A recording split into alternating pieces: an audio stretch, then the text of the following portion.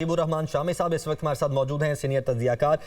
Chief justice काजी फायज ईसा और chief election commissioner की पहले मुलाकात होती है, उसके बाद फिर ये खबर सामने आती है कि इलेक्शन कमीशन अब इस बात का इरादा रखता है कि पिटीशन दायर की जाएगी, और दूसरी जानिब पाकिस्तान पीपल्स पार्टी भी ये इरादा रखती है कि पिटीशन दायर की जाएगी आज ही। और फिर ये भी खबरें आ रही हैं कि आज ही फिर ये केस भी टेकअप हो सकता है और आज ही कोई फैसला भी मुतवक्किल है। देखिए, सुप्रीम कोर्ट का वाज़ेह हुक्म है कि इंतखाबात 8 फरवरी को मुनक़िद होंगे। सुप्रीम कोर्ट की हदायत पर इलेक्शन कमीशन ने इस तारीख का ऐलान किया था और चीफ जस्टिस और सुप्रीम कोर्ट के दूसरे जज बार बार ये कह चुके हैं कि इंतखाबात के हवाले से वसवसे पैदा न किए जाएं, कहमगोइयां न की जाएं और बेयकीनी जो है उसको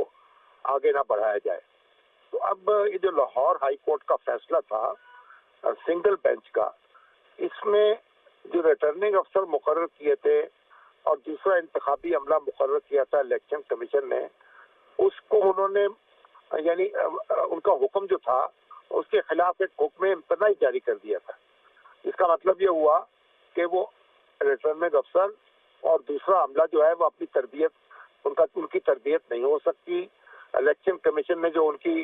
ट्रेनिंग का शेड्यूल तय किया था वो उससे मुतासर हो जाएगा, और जब वो शेड्यूल मुतासर होगा तो फिर इंतखाबी शेड्यूल मुतासर होने का भी खर्चा पैदा हो जाएगा और इंतखाबात मुलतवी हो सकते हैं इसके नतीजे में। और इस बात का एतराफ जो तहरीक इंसाफ के वकील हैं अली जफर साहब, उन्होंने भी किया कि इस तरह का शक पैदा हो सकता है। तो अब ये जो सिंगल बेंच ने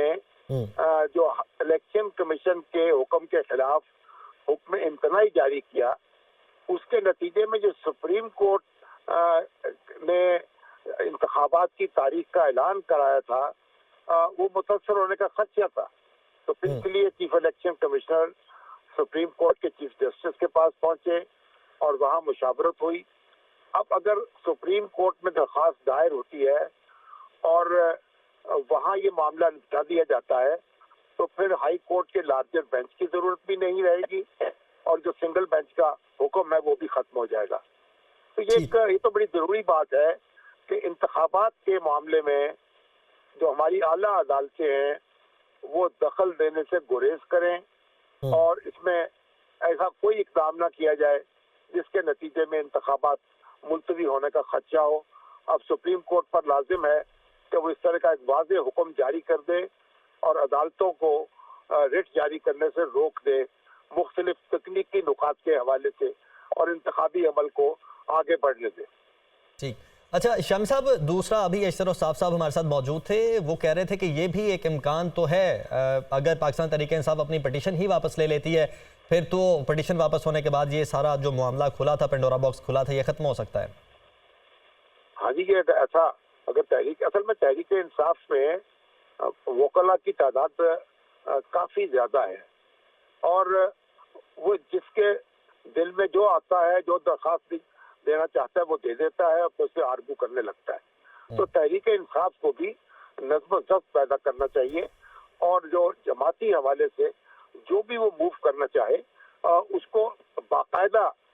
यानी मुख्तारनामा देके, वकालतनामा देके किसी वकील को मुकर्रर करके ये कार्रवाई करनी चाहिए। तो बहुत से वकला ऐसे हैं जो अपने तौर पर दरखास्तें देते हैं, अपने तौर पर दलाइल देते हैं और फिर तहरीक इंसाफ के लिए भी मुश्किलात पैदा होती हैं और हमारा इंतखाबी अमल जो है उसके मुतासर होने का खदशा भी पैदा हो जाता है।